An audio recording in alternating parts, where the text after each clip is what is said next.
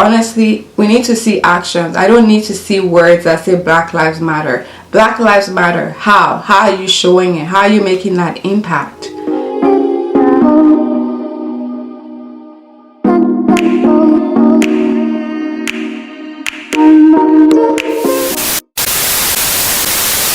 Hey guys, welcome back to my channel. My name is Akere. I'm a Nigerian lifestyle YouTuber here in Canada, and by the title of this video you can tell it's about to be very juicy, I might say. Not in a funny way, but in an informative way. So if you're interested, stick around, and if you're not already subscribed, subscribe, okay? Alright, so you guys, in my birth story video, I told you guys, if you haven't seen that one, you should see that before this one. I told you guys that I was going to talk about my experience with racism at work and during the birth of my son here in Canada. So yeah, so that's what this video is about. Yeah, so grab your cup of tea. I'm going to make it as brief as possible, but you don't know how it's going to end. You know how my videos are. But anyways, okay, so if just a little bit of background about me. I was born and raised in Nigeria. I did my primary school, I did my secondary school there in Nigeria, and even when I went to university, I went to Malaysia. And if you've been to Malaysia, it's pretty diverse. I stayed in Sarawak, Kuching for a while. You don't really see many black people there. Yeah, and then I moved to Kuala Lumpur, which at the same time is very diverse. So funny enough, even though I didn't school in Nigeria, I did not notice that I was a black person until I moved here to Canada in 2014, and that's how bad it is. But anyways, so I have talked about this here on my channel about my experience with racism, like a co-worker in one of the first places I worked here in Canada. I'll link that video above, but the summary of that honestly was that for me, I give everyone benefit of a doubt. I don't see the negative side of people until it's pointed out by someone or until they've consistently shown bad behavior. So for me, it took me a while to recognize it. One of the comments that this lady made was, "Oh, your English is so good." And for me, that should have been a red flag, honestly. But then I'm just like, oh yeah, she's complimenting my English, she's so nice and stuff like that. But for me, I found that in Canada, being in Canada for almost 6 years now, racism is hidden. They don't come out right and say they don't like you, which would be nice to know. They basically act like they like you, and they talk to you in a condescending way. Basically, that's how I've experienced racism, and like that's how I've experienced. Please let me know in the comment section if that's how you see it too. So what do I mean? So they basically talk to you like you're an idiot. That's how I've experienced racism. And for me, I just thought maybe, like professionally, I thought it was because I didn't know my stuff. But now that I know my stuff and I can vouch for things that I do, I've noticed that some of these comments are not because they don't think I know what I'm doing, but they just believe that because I'm black, I can't do these things. But anyways, at work, basically with this person, what it was my ability or my capability was undermined with my boss. And I'm a skinny person. I have had a 5.1 kg baby, and still I'm gaining my skinniness back. I'm just that way. But then apparently they thought maybe I had like what's it called, health issues and whatnot, because that person brought it up. And honestly, with my study of organizational behavior, I noticed that person kind of has like a Machiavellian personality. I'll put definition of that below. But what am I saying with work, with the experience at work? What I noticed was that working there as a black person, I was working as a customer channels analyst. It seemed like because I was black, my ability to do work was undermined because of my color, basically. that was a while ago. I'm not going to dwell on that. But the most recent one that triggered all of this again was during the birth of my son. So if you guys don't know, I had a 3rd-degree tear with my son. I had an episiotomy as well as a tear. So basically, I could not move. I was on a wheelchair. My husband was the one doing everything right after our son was born, and all that great jazz. So the nurses at the labor and delivery were amazing, and they were all white people. So not all white people are this way, but the ones that are this way, oh my god, they're bad. And I live in Saskatchewan, so racism here is very prominent. Anyways, I go to like mother and baby, which is where they take care of your baby, and the nurses there were so mean. Okay, so first day that I went there, first nurse, I was trying to even make a conversation with her and whatnot. Okay, I had a fever when I was pushing my baby because I pushed for too long. And okay, at night I was sweating profusely, and I'm scared that it's my fever back type thing. And I'm asking this woman, can you check my temperature and stuff like that. Like, I know, like, don't undermine someone else's, like, you don't know what they're feeling, just freaking check the temperature. And then she's like, oh no, it's just your hormones, they're balancing and stuff like that. I'm just like, are you sure I don't have a fever and stuff like that? I didn't have a fever, but then I just had a baby. All the anxiety and all that was like within me. But just to put me at rest, how long does it take to freaking take my temperature? Anyways, she didn't even like act like I was a human. She just like would fake smile type thing.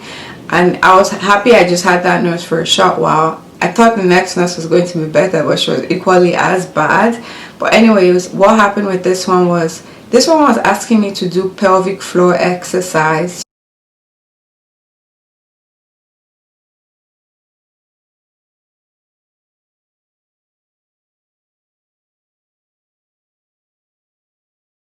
So basically like squats type exercises. I just freaking pushed a baby, like, and I had a tear, a 5.1 kg baby, and they had to cut me, and I had a tear. That was the next day. And this woman would talk to me anyhow when my husband was in there. And I thought it was me not doing the right thing. For instance, I couldn't breastfeed. I didn't know how to breastfeed my child because no one taught me how to, which obviously was like, I wasn't taught. So how was I supposed to know? So I pushed the button, and I'm telling this lady, I need, please come and whatnot. So obviously, because I'm in pain from all that's happened to me after the birth, it took me like maybe 10-20 minutes to turn from my right side to my left side. I was breastfeeding my child mostly on the right side because that was already a position I was on, and I didn't have to, it wasn't painful to be in that position. Anyways, this lady's like, can you hurry up because I have other people to see. That's what she was telling me. I was like, okay. She's like, and have you done your exercises yet? I was like, do you realize I have a 3rd-degree tear? And then next thing, but then what I noticed was that she doesn't talk to me that way when she didn't talk to me that way when my husband was in the room, because my husband would give it to her. Anyways, and then she's like, okay, you should come have your sitz bath now. And I told her I'm not having any bath until my husband comes back. So when she heard that, she backed off basically. So my own experience was that I noticed like she would talk to me very condescending, which was something that I noticed. She would talk to me in a condescending way, and then instead of showing me basically how to breastfeed, she told me that I had to walk somewhere because of the way I was walking. I had to walk there for like, it would take me 30 minutes to walk there to learn how to breastfeed. I'm like, you're a nurse, you can just show me how I could do it. But I don't know if it was because of Corona or COVID. She didn't show, like, she would just say do this and then say it's not. Basically all I was getting from that experience was that she didn't like me. I don't even know if that's how she was, but yes, I would attribute it to the fact that yes, I am black. Like, just looking at it now from a non-pregnancy whatever perspective, that's the vibe that I got. Okay, so in Canada basically, or in Saskatchewan, they give you a nurse for 2 weeks that looks after you and your baby to see if you're doing fine, which was amazing. The nurses there, also white, they were amazing. So not all nurses or not all white people are this way. Anyways, then the next week another nurse was supposed to come. My understanding was that they were supposed to look after like the vaccination of the baby, and I'm thinking, are they going to vaccinate my child at home? But then this nurse comes and is weighing my baby and is saying my baby is not eating. I'm like, first time mom, everything. I'm agitated. Why is my son not the weight that this lady is saying? At first instinct, my husband didn't like her. My husband is always faster than me in these things. I'm just like, no, maybe she's just being very meticulous. Let her do her job. Anyway, so she said this was a Thursday. She's like, oh, he's not gaining so weight that he's supposed to gain. But he already gained back his birth weight at this point. Anyways, like he gained over his birth weight anyways. And then she said she was going to come on a Monday, and look at me on like throughout that weekend I'm like trying to like do everything that she recommended to give this child. Like it helped. She's like, okay, pump and feed and then pump your baby, blah blah blah, so you can feed him the rest. It was like really helpful stuff, you know. Anyways, she comes on Monday and she still says, she's like, you need to book an appointment with your doctor. Bear in mind that I already booked an appointment with my doctor that week, but then on that Friday she said to move the appointment up till Monday so that I'll figure out why my son wasn't gaining the weight that he was supposed to gain. Anyways, I'm agitated and I'm showing this lady, this is like, I had to log everything on my app to show her that this is how much he ate, this is when he ate, and all that great jazz. I show her, and then she's like, well, what you're showing me is not being reflected in like his weight. So I'm saying it in a nice way. The way she said it was like flat out in my own home, telling me that I was lying and I was not feeding my child. And anyways, I moved the appointment up, and I'm gonna pause there for a bit. So I was having this vibe when she came to the house. The way she made it seem was like they're gonna take my child away from me, but I didn't say anything. I just thought like, oh, maybe it's just me, like the hormones and all that stuff.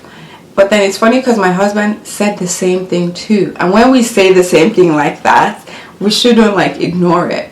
Anyways, Monday we go to book the same day that this lady came to our house and told us that he wasn't gaining the same weight and stuff. We went to the doctor, and bear in mind that the weight from the first nurse's people, it was fine. And then this lady's scale was saying something completely different, and I go to our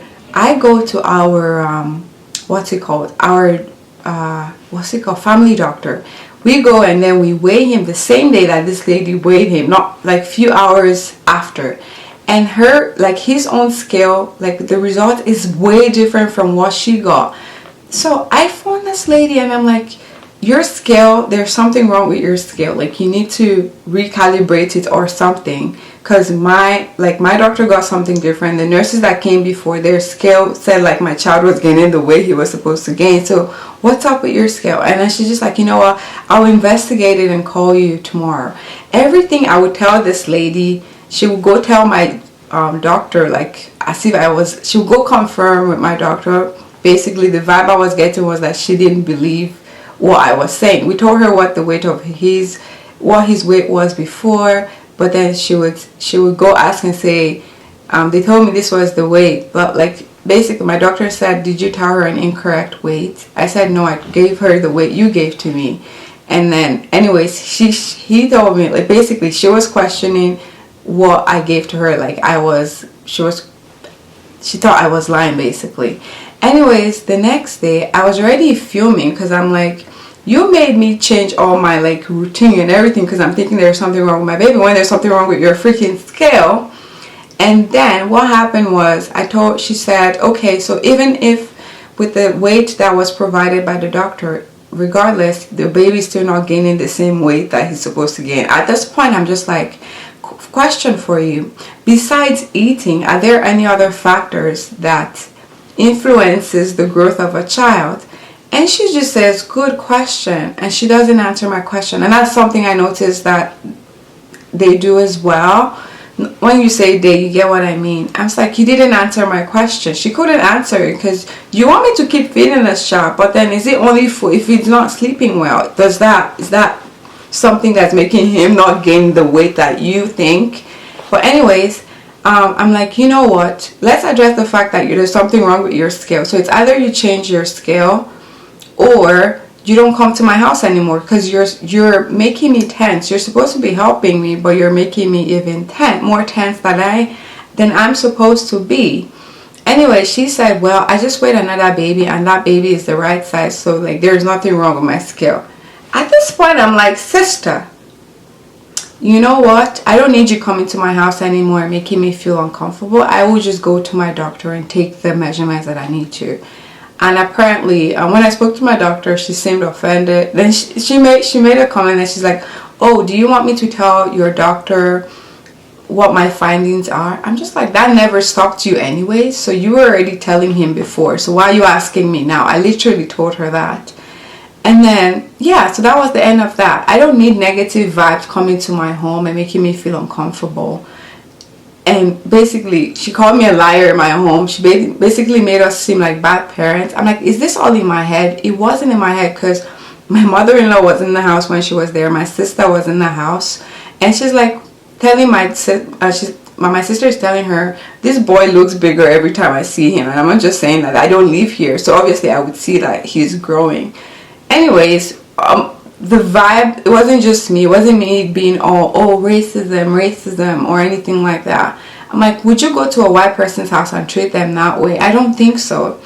Anyways, I go for my child's vaccination again. This is the most recent encounter I've had. And then the lady over the phone says, oh, so where are you from originally? Because that's a valid question. I'm like, I'm Nigerian. So she said she was going to give him like extra vaccination and stuff, which is, thank God. Okay. And then anyways, she says, oh, your English seems good, so you can like, then I don't understand why she said my English is good. I'm like, what's the next sentence, the link with the your English is good part, which was another cue, and that's my trigger. Anyways, I told her I said I was gonna tell her off when I got in, but then I noticed that the person behind me, the English wasn't that good. So I'm like, okay, you know what? Maybe she gets people that don't really know how to speak English. I shouldn't personalize this. Okay, and I'm speaking proper English to this woman, and she keeps doing like sign, like 10. Like when she says, do 10 things, she does 10 things, okay? And I'm like, nah, I'm not gonna keep my child. And then I told her, you know what? When you said your English isn't my English is good. That's a racist comment that you made. That's a what's the word? That's a subtle racist comment, in my opinion. And I told her that. And then immediately I said that, those things, like she went, I don't know what she was doing when she says he's going to have 2 shots. And she does this. She stopped doing them right away. And I'm thinking, if I didn't voice out, would she have stopped it? And it just made me remember what my doctor said. My doctor said, call it out. You can't be like all that. That's why I'm doing this video. You cannot keep doing the same thing over and over and keeping quiet about it and hoping that your silence is going to make them aware that their behavior, what they say, is racist. You have to call it out for what it is. So me saying that out loud, basically, she stopped it. Basically, I don't know if she's gonna do it to someone else, but she ain't gonna do it to me. But you're teaching people how to treat you, and I feel like that's why I'm doing this video. You cannot treat some people a certain way because of the color of their skin.